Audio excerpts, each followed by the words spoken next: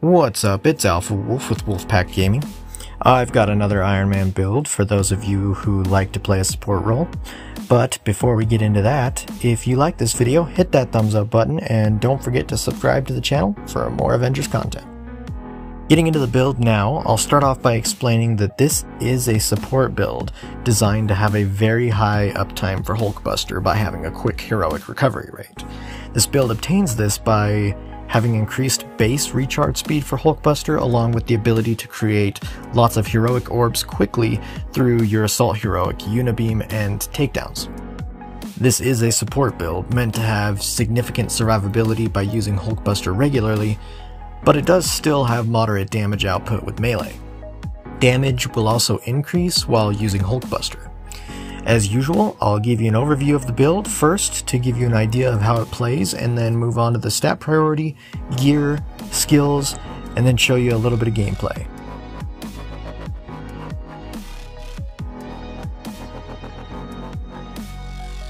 As I explained, this build has a big focus on Hulkbuster. We'll be creating lots of heroic orbs to charge our heroics back up by persistently doing takedowns, increasing the base recharge rate for Hulkbuster, and using our unibeam paired with a specific skill for it. You want to make sure anytime Hulkbuster is available, you activate it. We'll be using lasers, even though they won't do a ton of damage, for stun damage to increase stun buildup, so that we can do takedowns, which will create heroic orbs. And you'll want to be using unibeam regularly on low health enemies to create extra heroic orbs.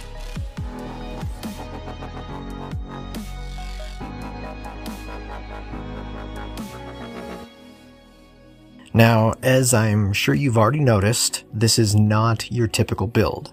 So, because we're focused on creating heroic orbs as quickly as possible to get Hulkbuster back up, you'll want to prioritize intensity as your primary stat to increase your stun buildup, which will enable you to perform more takedowns. You'll only want to prioritize this until you get your intensity to about 100, with a stun buildup around 60 to 70%. Your secondary stats will honestly be a mixture of might and precision to raise your melee and ranged damage evenly, and resolve and resilience to give yourself some defensive survivability. Essentially, the goal here is to create a nice balance between all of your ratings and make sure all of them are at a moderate level if possible.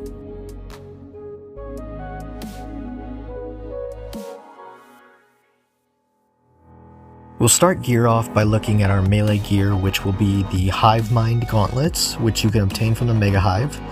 We'll mainly be looking at the stats on this gear piece because the stat rolls on it are pretty good for this build, but we'll also want the PIM potentiator, which will increase the damage of our lasers by 20%. You can also take advantage of the battery effect by making sure the first two perks apply a negative status effect to your melee attacks in order to pair it with particle damage from your lasers. Negative status effects are Shock, Cryo, and Gamma. Moving on to the ranged gear, we have the Adept Empowerment Repulsor, which can drop anywhere. It doesn't need to be this specific gear piece either. What you're looking for are the perks PIM Oscillator for lasers and Expert Spark. PIM Oscillator will apply the particle effect to your lasers, and Expert Spark will give a chance to grant a heroic charge burst to your heroics whenever you hit a ranged critical attack. And with Iron Man, your heavy attack that you'll be using to build up the stun meters is actually considered a ranged attack and scales off of precision. Next, we have the defense gear, Superior Mark 15 Bastion, which can be obtained from the 14th floor Elite Heroic Hive Last Avenger Standing. First and foremost, we want this because it has good defense stats that roll on it, which will help to balance out your ratings, giving your defense rating a nice boost. You'll also have the Reflexive Jarvis Barrier perk with a chance for it to trigger whenever you parry for additional survivability. On top of that, adding to survivability, you'll have Overcharge Recovery, which will increase willpower regeneration while overcharged by 200%. And finally, we have the heroic gear, Centurion's Mark 15 Quantum Reactor, which, just like our melee gear, can also be obtained from the Mega Hive. This gear is crucial for this build, and all three perks are incredibly useful. The first perk, Breaker Buster, increases all damage while in Hulkbuster by 20%. The second perk, Ultimate Heroic Charge, increases the base charge rate of Hulkbuster by 18%. And the third perk, Overcharge Support, will increase heroic charge rate across all heroics by 15%. One tip to this build is that exotic gear actually rolls with specific stats locked to that gear piece. So, for example, no matter how many times you were to get the heroic gear Quantum Reactor, it will always have Might and Proficiency on it. By wearing so many exotics which have locked stats, it actually helps us to balance out all of our ratings and stats. The last part of the gear are your artifacts. You'll want the Ring of Nibelung as your major artifact to increase the amount that each orb will restore to your heroics. For your minor artifacts, this will be a little more complicated depending on what your stats look like. You'll still want to prioritize stats on your minor artifacts that will help to balance out your ratings, but the most important factor is to find artifacts that buff your charge speed to your heroics. Preferably your ultimate heroic if you can find it.